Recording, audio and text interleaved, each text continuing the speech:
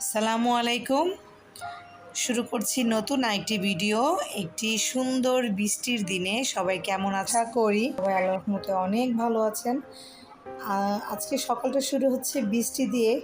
সকালবেলা ঘুমের মধ্যে বৃষ্টির আওয়াজে এত সুন্দর একটা ভাইব আসছিল।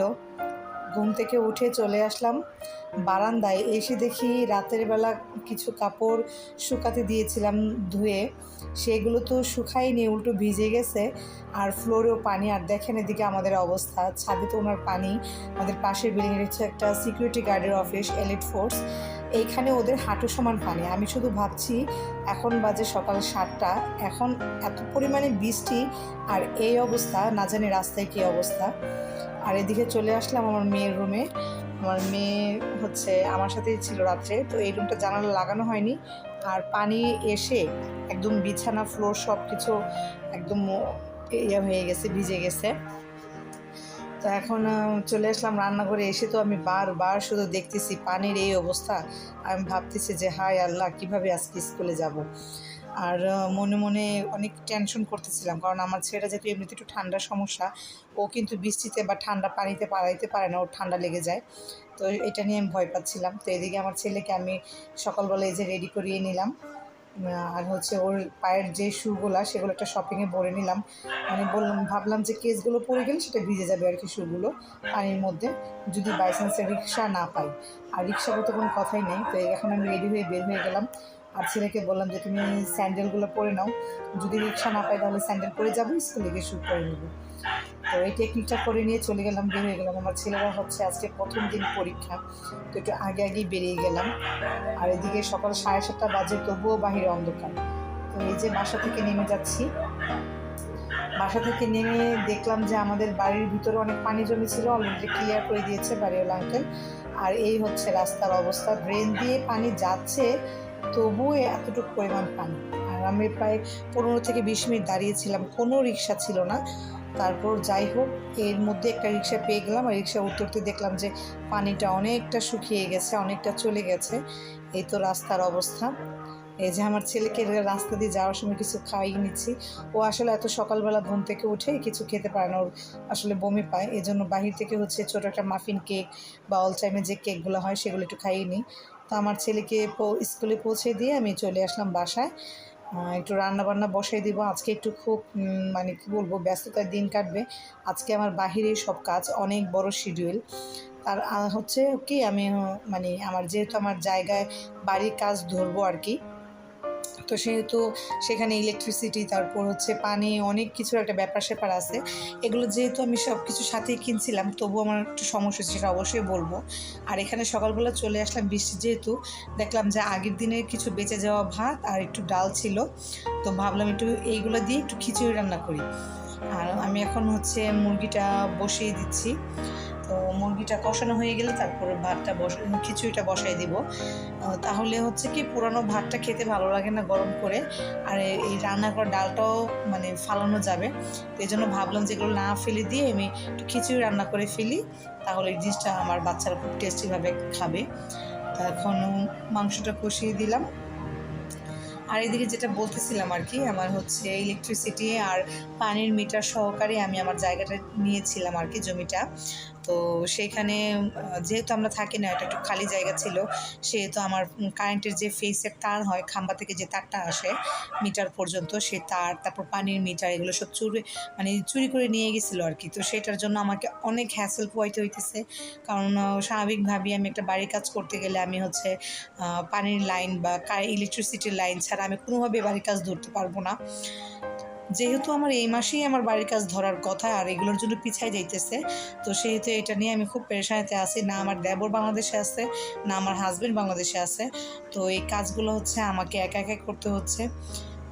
কি বলবো, একদিকে সংসার সামলানো, একদিকে এসব অফিসে দৌড়দৌড়ি করা, এগুলো কিন্তু অনেক ভোগান্তির কাজ। আর অনেক মাথা খাটায়, অনেক কিছু চিন্তা বিবেচনা করে কাজকর্মগুলো করতে হয়। যাই হোক আলহামদুলিল্লাহ যতটুকু পারি চেষ্টা করি নিজের মতো করে নেওয়ার। তো সেই দিক দিয়েই এখনও এগিয়ে যাচ্ছে, দোয়া করবেন সবাই আমার জন্য। তো এদিকে হচ্ছে মুরগিটা হয়ে দিয়ে দিলাম চুলায়। আর এর মধ্যে আমার মেয়েটা বলতেছিল যে ওর মাথা প্রচণ্ড রকম ঘোরাচ্ছে, ওর সম্ভবত প্রেশারটা লো হয়ে গেছে। যেহেতু নতুন করে পড়া, ওদের পুরোনো কারিকুলাম চেঞ্জ হয়ে গেছে, নতুন কারিকুলাম আবার দিচ্ছে, পড়া একটু প্রেশার বেড়ে গেছে। তো এই জন্য আমি একটু একটা ডিমের সাথে 2 চামচ চিনি দিয়ে ভালো করে ফেটিয়ে গরম দুধ দিয়ে দিচ্ছি। এটা খেলে হচ্ছে শরীরে এনার্জি আসে, আর প্রেশারটা লো হয়ে গেলেও সেটা মানে একটু তাড়াতাড়ি এটা ডেভেলপ করে। তো এখন আমি দুধটা ফেটে ওকে দিয়ে দিব। আসলে আমার মানে খুব বেশি প্রেশার, কি বলবো, বাচ্চাদের হচ্ছে স্কুলে আনা নেওয়া, বাচ্চাদের পরীক্ষা, আমার বাসায় হচ্ছে নানা ধরনের কাজকর্ম, এদের টিচার আসলো কি না, আমার বাসায় ঠিকমতো পানি আসলো কি না, আমাকেই বাজার করতে হবে, আমাকেও অফিসে যেতে হবে, আমাকেই বাড়ির কাজে যাইতে হবে। মানে সব দিক দিয়ে যেহেতু আমি একা, আমি বলতে গেলে একটু হিমশিমই খাচ্ছি আর কি। তবুও আল্লাহর কাছে লাখ লাখ শুকরিয়া, এতটুকু পর্যন্ত আগায় যেহেতু আসতে পারছি, ইনশাল্লাহ আশা করি বাকিটাও সামলাই নিতে পারবো। সবাই আমার জন্য খুব বেশি বেশি দোয়া করবেন। আর এদিকে আমি খিচুড়িটা বসাই দিচ্ছি। খিচুড়ির সাথে পুরনো ভাতের সাথে আমি একটু নতুন করে ডাল দিয়ে দিলাম, আর পুরনো ডালটাও দিয়ে আমি একটু বসাই দিলাম। এর মধ্যেই দেখতেছিলাম কাজ করতে করতে আজকে প্রায় 1-1.5 মাস ধরে আমি খুব বেশি কি বলবো, মানে প্যারেশানের মধ্যে আছি। বাসায় আমি ওরকমভাবে সব কিছু ডিপ ক্লিন করতে পারতেছি না। তো রান্না করে ফেললাম, ক্ষুধা লাগছে খুব, এই জন্য একটু খেয়ে নিলাম। এখন খাওয়া দাওয়ার পরে এই দেখেন আমার অবস্থা, পুরোটা রান্নাঘর আমি একদম, আমার ভাতের কিচেন র্যাক যা ছিল সব কিছু বের করে ফেলছি। ভাবলাম যে আজকে যেহেতু হাতে 1 ঘন্টা টাইম আছে, আমি 1 ঘন্টা টাইমের মধ্যে সব কিছু আমি ডিপ ক্লিন করতে হবে। তো ডিপ ক্লিন করার জন্য আমি সব কিছু বের করে ফেলছি। এই আমার রান্নাঘরের এলোমেলো অবস্থা। এই যে জায়গাটা ক্লিন করলাম, আর এখন আবার সব কিছু সেট আপ করবো। তো সব কিছু সেট আপ করে আমি গোসল টোসল করে বাচ্চাদেরকে খাইয়ে দিয়ে বের হয়ে গেলাম। এটা হচ্ছে লাঞ্চের পরে বের হয়ে এখন চলে যাচ্ছি প্রথমে ইলেকট্রিসিটি অফিসে। সেইখানে আমার কারেন্টের যে মিটার, সেই মিটারে যেহেতু আমার প্রিপেড কার্ড, এটা কার্ডে টাকা রিচার্জ করতে হয়, সেই কার্ডটা আমার নাই। যার থেকে জমি কিনেছিলাম সে আমাকে কার্ডটা দেয় নাই। তো সেই কার্ডটা আজকে তৈরি করব। এই ডেস্কোর বিষয়ে আমি একটা কথা বলি আপনাদেরকে, একটা হাসির কথা। এখানে প্রায় প্রতি তালার মধ্যেই হচ্ছে লিখে দেওয়া, মানে ঘুষ দেওয়া এবং নেওয়া দুইটাই হচ্ছে অপরাধ, দুজনেই হচ্ছে জাহান্নামী।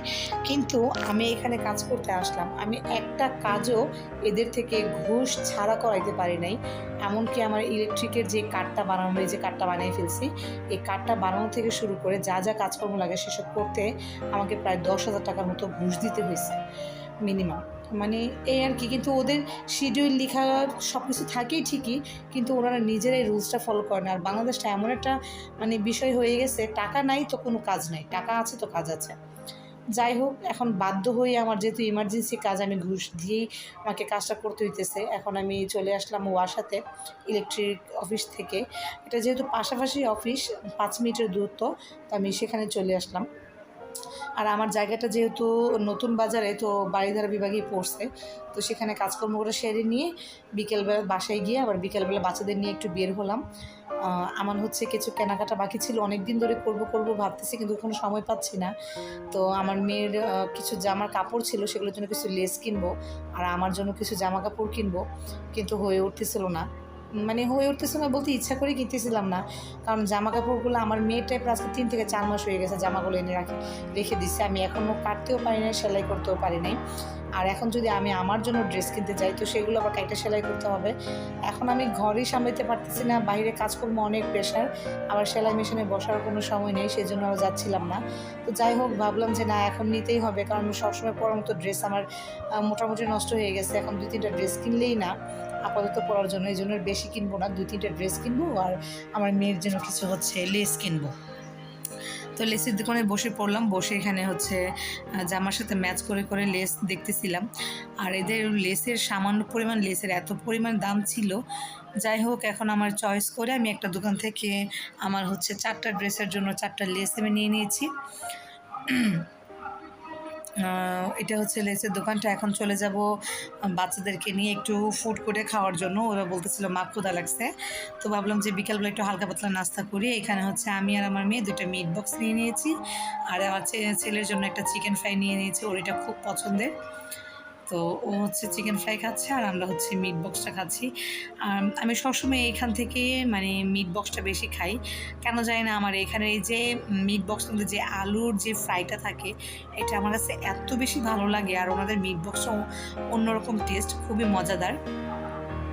সাথে যে সসেসগুলো থাকে বা মিট বলগুলো যেগুলো থাকে সেগুলো খুব ভালো।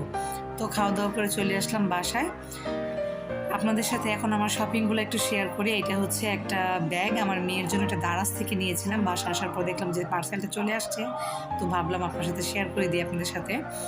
তো ব্যাগটা মোটামুটি ভালো। এটা হচ্ছে ওর যেহেতু স্কুল ব্যাগ আছে, স্কুল ব্যাগ নিয়ে তো প্রতিদিন স্কুলে যায়, কিন্তু পরীক্ষার সময় হয় কি কিছু হচ্ছে কলম, পানি, তারপর স্কেল এগুলো নেওয়ার জন্য একটা ব্যাগ লাগে। তো এখন এই ব্যাগটার জন্য ভাবলাম যে এরকম একটা ব্যাগ কিনে দিই। ও হয়তো বা কোথাও যদি ঘুরতেও যায় ওর টুকিটাকি জিনিসপত্র, পানি টানি, খাবার টাবার নিয়ে যেতে পারবে, বা স্কুলেও সেটা ওর জন্য রাখতে পারবে, ক্যারি করতে ওর জন্য সহজ হবে। আর এদিক দিয়ে নিয়ে নিয়েছিলাম 4টা পায়জামার কাপড়, 2টা হচ্ছে আমার এবং 2টা হচ্ছে আমার মেয়ের।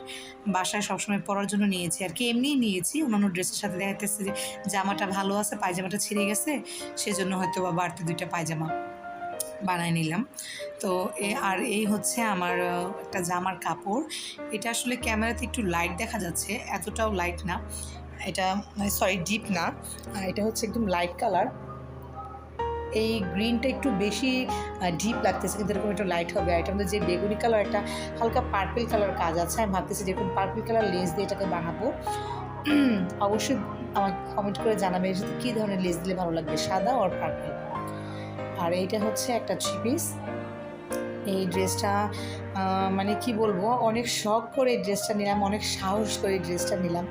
আমি যেহেতু কালো মানুষ বা শ্যামলা বলতে পারেন, তো সেই ক্ষেত্রে এই রকমের ড্রেস আমি কখনোই পরি নাই।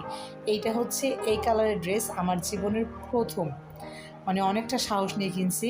জানি না আমাকে ভালো লাগবে কিনা, ভালো না লাগলে হয়তো আমার আম্মাকে বা ছোটো বোনকে দিয়ে দিব যদি আমাকে দেখতে ভালো না লাগে। তবে এই ধরনের কালারগুলো আমার হাজব্যান্ডের খুব পছন্দের, এই জন্য ভাবলাম যে ওর পছন্দ অনুযায়ী 2-একটা ড্রেস বানাই রাখি আর কি নিজের জন্য। ও যখন আসবে কিছুদিন পর, 2-3 মাস পর, তখন হয়তো বা আবার পরা যাবে। ওনাটা খুব সুন্দর, এটা ডিজিটাল প্রিন্টের মধ্যে ছিল আর কাপড়টা ছিল একদম সফট, মানে আমার কাছে খুব ভালো লাগছে। পাকিস্তানি লুনের মধ্যে ছিল এটা। আর এটার ব্যাক পার্টও খুব সুন্দর ছিল। মানে কি বলবো, জামাটা নিয়ে আমি আসলে খুবই আতঙ্কিতের মধ্যে আছি যে আমাকে আসলে ভালো লাগবে কিনা। আপনারা অবশ্যই কমেন্ট বক্সে জানাবেন যে ড্রেসটা কেমন হয়েছে এবং কালারটা কেমন লাগতেছে আপনাদের কাছে। তো এই গেল আমার আরেকটা ড্রেস। এখন আরেকটা ড্রেস নিয়ে আসছে, এদিকে আমার ছেলে আমাকে সাহায্য করতেছে। এটা হচ্ছে আমার জন্য এই কালারের ড্রেস আমি খুব ছোটোবেলায় যখন ক্লাস 6-এ পড়ি তখন পরেছিলাম। এই ওইটার পরে ফার্স্ট আমি আবার এই কালার একটা ড্রেস নিলাম। মানে হঠাৎ করে কেন জানি এই কালার ড্রেসটা আমার চোখে লাগলো, একটু কলা পাতা কালার। ভাবলাম যে কখনোই তো পরা হয় না সেরকম করে, আচ্ছা এইবার একটা ড্রেস নেই এরকম কালার, একটু আনকমন নেওয়ার চেষ্টা করছি আর কি প্রতিবারের থেকে। কারণ সববারই হচ্ছে কি একটু গোলাপি, একটু হলুদ, তারপর ওইটা অন্যান্য কালার পরি আর কি, কিন্তু এবার চাচ্ছিলাম যে সব কিছু একটু ডিফারেন্ট কালারের মধ্যে নিব। তো এটা হচ্ছে ওড়নাটা। এগুলো বেশি দামের মধ্যে না, এগুলো হচ্ছে 600-700 টাকা করে নর্মালি লোন, এগুলা মানে বাসায় পরার জন্য আর কি। একটু সুতি আর কমফোর্টেবল দেখে তারপর আমি ড্রেসগুলো নিয়েছি। আর আপনাদের ভিডিওর এই পর্যায়ে এসে বলছি, যারা আমার ভিডিওটা এতদিন মানে এতক্ষণ ধরে ধৈর্য ধরে দেখছেন তাদেরকে অবশ্যই ধন্যবাদ। যারা আমার চ্যানেলটা সাবস্ক্রাইব করেছেন তাদেরকে অসংখ্য ধন্যবাদ। আর যারা আমার চ্যানেলে নতুন, এখনও সাবস্ক্রাইব করেন না, তাদেরকে প্লিজ আমার চ্যানেলটা সাবস্ক্রাইব করে দিবেন এবং অবশ্যই একটি লাইক করে দিবেন। আর কমেন্ট করে জানাবেন আমার ভিডিওগুলো আপনাদের কাছে কেমন লেগেছে। আর এইটাও সেম ডিজাইনের মধ্যে আরেকটা কালার নিয়ে নিয়েছি, পিঙ্ক কালারের মধ্যে। এটা কেন জানি খুব চোখে লাগলো, এই জন্য এটা নিয়ে নিলাম। ভাবছিলাম যে পিঙ্কের মধ্যে নিব না, তবুও নিয়ে নিলাম।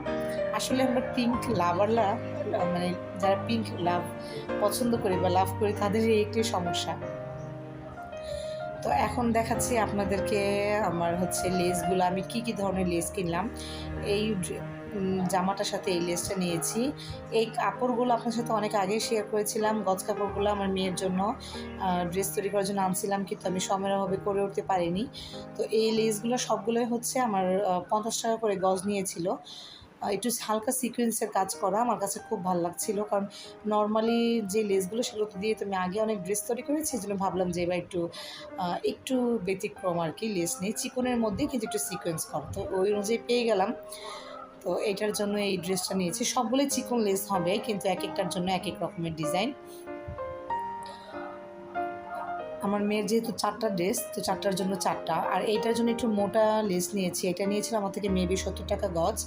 এটার জন্য হালকা পিঙ্ক কালারটা পাইনি, এই জন্য একটু লাইট পিঙ্ক কালারটা নিয়েছি। এটা হচ্ছে আমার মেয়ের জন্য, যেহেতু আমি আলিয়া কাট ড্রেস বানাবো, এটা কেটে রেখেছি অলরেডি, তো সেটার জন্য একটু চওড়া টাইপের লেস নিয়েছি, ভাবলাম যে একটু বকে দিলে ডিজাইনটা দেখতে সুন্দর লাগবে। আর এটা হচ্ছে আরেকটা ডিজাইন, এইটার জন্য যে লেসটা নিয়েছি সেই লেসটা আমার খুব পছন্দের, নুপুরের যে ডিজাইনটা হয় সেই ডিজাইনের মতো, খুব ভালো লাগছিল। তো এই ছিল আজকের আমার ভিডিও, আজকের কেনাকাটা। যদি আমার ভিডিওটি ভালো লেগে থাকে অবশ্যই একটি লাইক দিবেন এবং আমাকে অবশ্যই কমেন্ট করে জানাবেন কেমন লাগলো। আর দেশের এই বন্যা পরিস্থিতি বা এই দুর্যোগময় পরিস্থিতি থেকে আমরা বেরিয়ে আসতে পেরেছি, সেইটার জন্য আল্লাহর কাছে লাখ লাখ কোটি কোটি শুকরিয়া। সবাই সবার জন্য দোয়া করবেন এবং সবাই নিজ নিজ জায়গা থেকে সাবধান এবং ভালো থাকবেন। আজকে এই পর্যন্তই, চলে আসবো নতুন একদিন অন্য একটি ভিডিও নিয়ে। ধন্যবাদ সবাইকে। আসসালামু আলাইকুম।